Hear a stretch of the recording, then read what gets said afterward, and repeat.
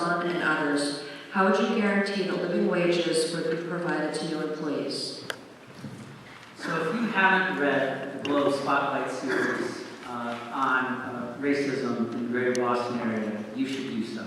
It was a very powerful series, very compelling, extremely disturbing, and eye-opening and troubling. We've got huge inequities across this entire state. And the whole reason I'm running for governor is to try to make a difference in getting rid of those inequities and helping people who aren't at the top to overcome some of the challenges that are holding them back, whether it's my proposals and trying to make child care affordable and accessible to every single family in this state, or affordable housing, or affordable college, or you name it. Issues that are going to allow people who've been suffering from inequities and who've had challenges that are holding them back to get ahead. All those proposals will help disproportionately benefit the black population in the greater Boston area, that has $8 average wealth among them, lots of other communities of color, and lots of others in lower income and rural areas across this state. But this series suggests we need to do more than that. We need to have a specific, intentional focus on making sure the black community and communities of color across this state are getting the help they need. And there are two big picture ways in which the governor can do that, and which I would. One is using the tool of state government as an actor to ensure we're doing everything we can to provide opportunities to lift those communities up. When I was in state government working for Governor Patrick, I oversaw the agency, the Office of Access and Opportunity, where we did things like increase the percentage of contracting we did with minority and women-owned businesses. We funded efforts to train women and minority-owned businesses to understand how to win contracts with state government, be successful winning business. We did things like funded the Mass Growth Capital Corporation to provide capital to businesses that are owned by minorities. So we did a number of different things. I think we can take it to the next level. I would like to explore what else we can do to provide a lot of opportunities. I think the example you noted in your question about if we're giving state subsidies, taxpayer subsidies to big corporations, which by the way we wouldn't be doing in my administration to the level that's been happening right now under Governor Baker. But there should be strings attached in terms of expectations to help other communities. The other thing the governor should be doing is using the bully pulpit to start to try to change the culture that has tolerated what is intolerable, this inequity, and making sure the business community and other institutions across the state and leaders across the state are consciously working to try to close these gaps and lift these populations up. Thank you. And Mr. Warren? One of the things in the Globe Spotlight series that they pointed out was the lack of African Americans in statewide political leadership. You could do something about that by electing them. I've got some big cupboards going around. But here's the way I see this. We've made a lot of progress. I've grown up here in Massachusetts, in the Boston area. We've made a lot of progress, as we know. There's a long way to go. Many of us who read that article knew the disparities, understood them, but the data came alive in those, and I commend the Globe in those stories. Look, 4 places that I think we need to concentrate. And I've been sitting down with African Americans across the state listening. 4 areas that I base my campaign on. The issue of economic inequality, I do believe, is the fighting issue of our time. One is education. I talked to you a little earlier about free public college with apprenticeships and internships, making sure we have a public education system that includes summer enrichment and after-school enrichment and early childhood. Number 2, real investment in growing transportation and housing, affordable housing across this state. Number 3, we have to make sure we're higher paying jobs where people live. That includes investing in medium and small businesses with microloans, grants, and ensuring folks have a toolkit to grow their small business, and they have access to capital and social capital as well. And 4th, we saw disparities in our healthcare system, particularly with African Americans. we not only need to address the cost issue, but we also have to address the disparity issue of what kind of care is in place for African Americans and people of color.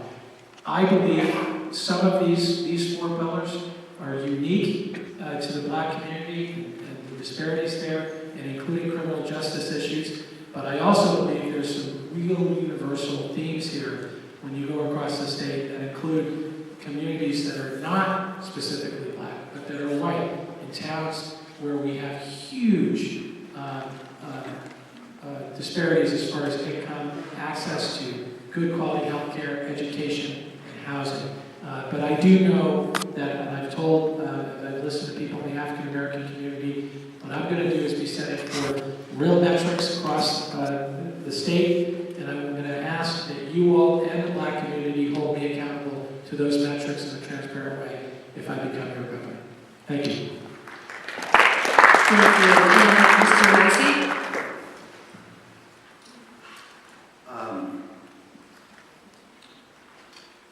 I didn't need to read the Boston Globe to find out about problems of economic justice. I've been working on economic justice for my entire career, and racial justice, and gender justice. And I can add regional justice to this. So we need to be thinking about the problem in a couple of different ways. One, obviously, we have a serious problem with wages. Productivity has been going up for 40 years, up to 80%. Wages have been flat. That means that companies that are gaining wealth are not putting it back in wages and in benefits, which is supposed to be the capitalism that we support. That's why I support the Raise Up agenda for the $15 minimum wage, paid family and medical leave. These are not radical ideas. They have been implemented long ago in other countries. So wages are critical. But an even deeper problem is the inequality of wealth. And wealth comes from ownership. When you own something, when you have equity in something. So to help close that wage gap, we have to make it easier for people across the state of all backgrounds, and especially communities of color, to have access to be able to buy a house, to be able to start and own a small business. And there are many, here's the good news, there are many ways to help people build equity. For one thing, I'm from Somerville. I lived there for 33 years. In Somerville, the way working people used to build wealth was you could buy a triple-decker. You lived on the first floor, you put your mom on the second floor, and then you rented the third floor. Or you rent 2 apartments, and at the end of 25 years, you owned the whole building and you had built wealth. We made the transition now that most of those apartments are now condominiums. So you can't build wealth in that form. So there are many, many things that we can do here. I've talked about that the core problem is that capitalism in its current form is not working for us. And so we have to address that. We have to look at alternative forms of ownership. We have to look at, as I mentioned before, co-ops, land trusts, all kinds of mechanisms that allow for equity building. This has been addressed all over. And I just want to say, before I ran for governor, I ran a program at UMass Boston called the Sustainable Solutions Lab, and we came up with innovative ideas like all the spending that we're going to have to do to protect ourselves from climate change. You saw what happened in the flooding. That is going to get worse, but the danger is that money will be spent in ways that do not lift up lower income communities and communities of color. For 2.5 years, I brought communities together in the Boston region and eastern Massachusetts to focus on how that spending, which we are going to have to spend, is going to support so that we hire people and we train people and we give people opportunity that flows from that. So we also, as I mentioned, we have mechanisms to use our anchor institutions like hospitals, like universities and so forth to provide jobs through procurement. And we can also build a state infrastructure bank, which the red state of North Dakota has. And that would allow public money to turn into investments across the state. So I just want to say, this is a structural problem. We have to have structural solutions. That is what I've been working on for my entire life. I wrote an 800-page book on race in the United States and in South Africa. I was a leader of the South African investment movement. I understand this nexus between race and economic justice, and I believe I can bring that experience and that commitment effectively to this state. Thank you. Thank you, Mr. President. And FCC final question goes first to Mr. Moran. Democrats greatly outnumber Republicans in Massachusetts, yet the state has mostly had Republican governors since 1980. Explain why you are the candidate who could best generate the enthusiasm needed to vastly increase Democratic and especially minority and youth turnout to elect a Democratic governor. Look, simple answer to this is when we turn out, we win. When we stay home, we lose. What am I doing? I'm building a substantial grassroots campaign, organizing like heck on the ground and telling the truth. We can't be afraid to tell the truth about what needs to be done. $15 minimum wage, paid family leave, single payer. We have to, let's make sure we ask people who are making $1 million or more, $20,000 a week to pay a little bit more in the fair share tax amendment, to reinvest those. Let's not be afraid to do that. And I learned this at a young age. Sitting in the back of a car with my dad who worked with Michael Dukakis, I heard about what it takes to build a grassroots campaign. Tell the truth, I'm really proud to have Michael Dukakis' endorsement, Kenny Dukakis' endorsement in this campaign.